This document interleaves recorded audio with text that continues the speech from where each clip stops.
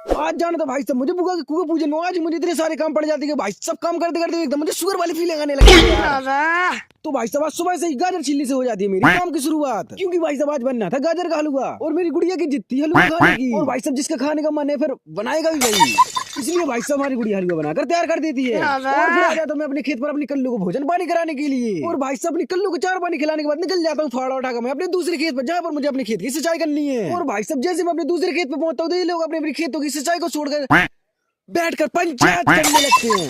तो मैंने पूछा ऐसा क्यों? और भाई साहब ने बड़े दुख भरे शब्दों से बताया कि भाई साहब लाइट नहीं है। और ये सुनकर भाई साहब मेरा दिल तो एकदम गार्डन गार्डन हो गया, क्योंकि भाई साहब मुझे आज खेत की सिंचाई नहीं करनी पड़ेगी और बड़े सुकून से मैं बुआ के चौक में भी जा सकता हूँ। और फिर शाम को उड़ते हुए पहुंच जाता हूँ बुआ के कुआं पूजन में। और ये सारे डीजे अपने अपने डीजे बजाकर भाई साहब एक दूसरे से कॉम्पिटिशन शुरू कर देते हैं। और भाई साहब हमारे कानों की ऐसी तैसी कर देते हैं। और भाई साहब फिर हो जाता है इन लोगों को नांगन डांस शुरू।